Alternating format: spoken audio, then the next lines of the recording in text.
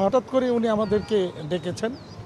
উনি যেটা স্বভাবসুলভভাবেই করছেন, বিভিন্ন সেক্টর বা বিভিন্ন লোকজনের সাথে কথা বলে প্রয়োজনীয় পরিকল্পনা প্রণয়ন করছেন। তো সেই আলোকেই কালকে আমাদেরকে জানালেন যে আজকে আমাদেরকে উনি ডেকেছেন, যে আমাদের সাথে আজকে।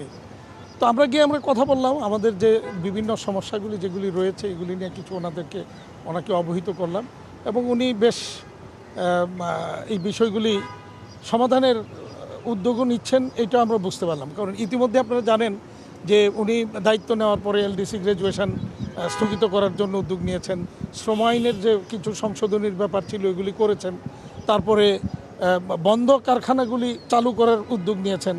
তো আমরা যেটা আজকে এই প্রসঙ্গে খুব গুরুত্ব দিয়েছি সেটা হলো, বন্ধ কারখানাগুলি চালু করছেন, এটাকে সাহসী উদ্যোগ, কিন্তু পাশাপাশি আমরা বলেছি চলমান ফ্যাক্টরিগুলি যে বন্ধ হয়ে যাচ্ছে এটা কিন্তু ব্যাংকগুলির চরম অসহযোগিতা, তারপরে রং কিছু পলিসি বা পলিসির কোথাও কোথাও কিছু ঘাটতির কারণে এইগুলি বন্ধ হয়েছে। যেমন গত 2 দিনে আমার কালকে একটা ফ্যাক্টরি আসছে যে তার অন্য একটা ফ্যাক্টরি তার অ্যাকসেপ্টেড দেওয়া বিল ওই ব্যাংক, ওই আরেকটা ব্যাংক ফার্স্ট সিকিউরিটি ইসলামী ব্যাংক তার দিচ্ছে না দেওয়াতে সে কিন্তু মানে একটা ঋণ ক্লাসিফাইড হয়ে গেছে।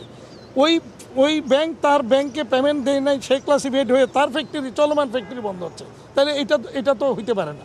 আজকে আরেকটা ফ্যাক্টরি আসছে যে তার একটা ফোরস্টোন ব্যাংক করে এটা রিশিডিউল করে বাংলাদেশ ব্যাংকে দিয়েছে, কিন্তু বাংলাদেশ ব্যাংকের সেখানে পলিসির সামান্যতম একটু হেরফের কারণে পাসপোর্ট যাবত সে ঘুরতেছে, এটা হচ্ছে না। তো আলটিমেটলি এই ফ্যাক্টরিও বন্ধ হবে। মানে এইভাবে, এটা উদাহরণ 2টা দিলাম, ব্যাংকগুলির নানা রকমের অসহযোগিতার কারণে অনেকগুলি ফ্যাক্টরি বন্ধ হয়ে গেছে, আরও হচ্ছে।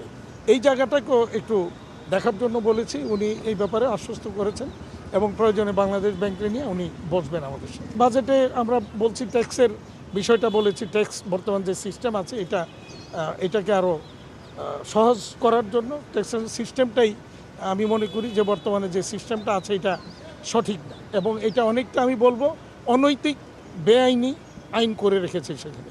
মানে আমাদের ব্যবসায়ীদের টাকা পয়সা নিয়ে যাওয়ার একটা ব্যবস্থা করে রাখা হয়েছে। সেখানে আসলে যে ট্যাক্সের যে মূল স্পিরিট, যে আমি প্রফিট করলে, ইনকাম করলে ইনকামের ট্যাক্স দেবো, কিন্তু এখন কি হচ্ছে, আমার সেলের উপরে ডাইরেক্ট ট্যাক্স দিয়ে যাচ্ছে, যেটা কোথাও সমন্বয় হচ্ছে না, ফেরত হচ্ছে না, এবং পরবর্তী বছরের জন্য ক্যারি ফরওয়ার্ড হচ্ছে না।